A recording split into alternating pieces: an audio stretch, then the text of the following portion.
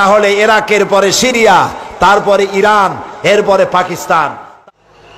ঐক্য এবং শান্তির জন্য পৃথিবীতে বহু চেষ্টা করা হয়েছে, কিন্তু ঐক্য হয়নি। তাহসাবুহুম জামিআন ওয়া কুলুবুহুম শাত্তা। দেখা যায় এরা সব ইউনাইটেড, কিন্তু তাদের কলিজা একজন থেকে আরেকজনের কলিজা যোজন যোজন দূরে। মানুষের শান্তির জন্য মানুষেরা অনেক চেষ্টা করেছে, ন্যাটো করেছে, আসিয়ান করেছে, সার্ক করেছে, এরপরে ইউনাইটেড নেশনস অর্গানাইজেশন করেছে, লিগ অব নেশনস করেছে। পৃথিবীর মানুষের শান্তি আসছে বলেন? আসতে কইলেন কেন? শান্তি আসছে? আসে না। পৃথিবীতে যুদ্ধ হলো, প্রথম বিশ্বযুদ্ধ, আর যাতে যুদ্ধ না হয় সেই জন্য লিগ অব নেশনস তৈরি হলো। প্রথম বিশ্বযুদ্ধে বহু লোক মারা গেল, আর যাতে যুদ্ধ না হয় লিগ অব নেশনস তৈরি হলো। এরপরে 1935 সনে যুদ্ধ শুরু হলো, সেকেন্ড গ্রেট ওয়ার চলল।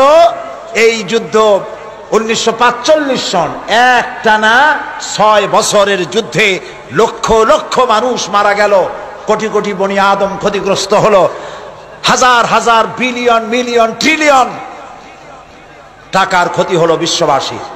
আর যাতে যুদ্ধ না হয় সেজন্য তৈরি হলো ইউএনও, আকওয়ামে মুত্তাহিদা, যেটাকে ইংরেজিতে বলা হয় ইউনাইটেড নেশনস অর্গানাইজেশন। এদের কাজ হলো পৃথিবীতে যুদ্ধ বিগ্রহ না হয়, গরিবদেরকে বাঁচানো, ধনীদের বড় বড় দেশগুলির হাত থেকে ছোট ছোট দেশগুলিকে যাতে রক্ষা করতে পারে আক্রমণ থেকে। মানুষের ইজ্জত হুরমত, তাদের স্বাধীনতা সার্বভৌমত্ব হেফাজতের গ্যারান্টি দেবে জাতিসংঘ। আমি প্রশ্ন করছি, এই জাতিসংঘ পৃথিবীর মানুষের জান মাল, দেশের স্বাধীনতার হেফাজত করতে পেরেছে? পারে নাই। বরং জাতিসংঘের ফতোয়া নিয়া বড় বড় মোড়লেরা তারা পৃথিবীর মুসলমানদের স্বাধীন রাষ্ট্রগুলিকে তস নস করে দিচ্ছে। ওরা আমাদেরকে মৌলবাদী আর সন্ত্রাসী বলতেছে, সভ্যতা শিখাতে চায় আমাদেরকে। বেটারা, তোমরা হলে সন্ত্রাসী, তোমরা আমাদেরকে সভ্যতা শিখাও। সভ্যতা শেখার জন্য আজকের আমেরিকা এবং ব্রিটেনকে ইসলামের দরওয়াজায় ভিক্ষুকের মতো দাঁড়ায় থাকতে হবে। আর যে আমেরিকা আজকে মুসলমানদেরকে শিখাইতে আসছে, এরাকে কি কাজ করেছে তারা?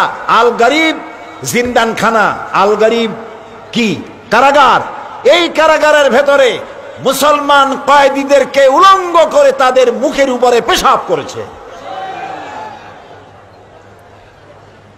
মুসলমান কয়েদিদের গলায় কুত্তার বেল পরাইয়া তারপর রাস্তার উপরে টেনেছে। এগুলি কি বানায় বললাম না? ঠিক বলেছি? এগুলি সত্য কিনা? সারা দুনিয়া সাক্ষী, এ কাজ তারা করেছে। মুসলমানদেরকে আজকে চুপ করে বসে থাকতে হবে না, মুসলমানদেরকে ঐক্যবদ্ধ হতে হবে এবং বিশ্ব বিবেককে আবার জাগ্রত হতে হবে। এই পশু শক্তির বিরুদ্ধে ইরাকের উপর থেকে দখলদার সৈন্য তাদেরকে উঠায় দেওয়ার জন্য সারা দুনিয়ার মানুষের চাপ সৃষ্টি করা এখনই প্রয়োজন। এটা যদি না করা হয় তাহলে ইরাকের পরে সিরিয়া, তারপরে ইরান, এরপরে পাকিস্তান। তার দৃষ্টিতে, আমেরিকার দৃষ্টিতে পৃথিবীর সব মুসলমানেরা সন্ত্রাসী। আর শ্যারন নাকি শান্তির পায়রা। শ্যারনরে চিনছেন? শ্যারনকে ইসরায়েলের প্রধানমন্ত্রী। শ্যারন নাকি শান্তির পায়রা বলেছে কে? ওইটার নাম আমি নিলাম না।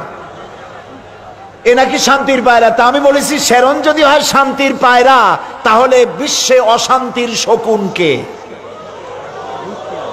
প্রতি মুহূর্তে তারা প্যালেস্টাইনের মুসলমানদেরকে বুলডোজার দিয়ে তাদের বাড়িঘর ধ্বংস করে দিচ্ছে, তাদের মানুষগুলিকে মেরে শেষ করে দিচ্ছে, স্বাধীনতার স্বপ্ন মাটির সাথে মিশিয়ে দিচ্ছে। ইয়াসির আরাফাত আজ পৃথিবীতে নাই। সারা দুনিয়ার শান্তিকামী মানুষের, মুক্তিকামী মানুষের প্রাণের স্পন্দন ছিলেন ইয়াসির আরাফাত। তিনি চলে গেছেন পৃথিবী থেকে। আমরা আশা করব আল্লাহ তাআলা সাহায্য করবেন ফিলিস্তিনিদেরকে, আমরা যেন দেখতে পারি অভিশপ্ত ইহুদিদের হাত থেকে প্যালেস্টাইন আল্লাহ মুক্ত করেছেন। আল্লাহ তৌফিক দিন।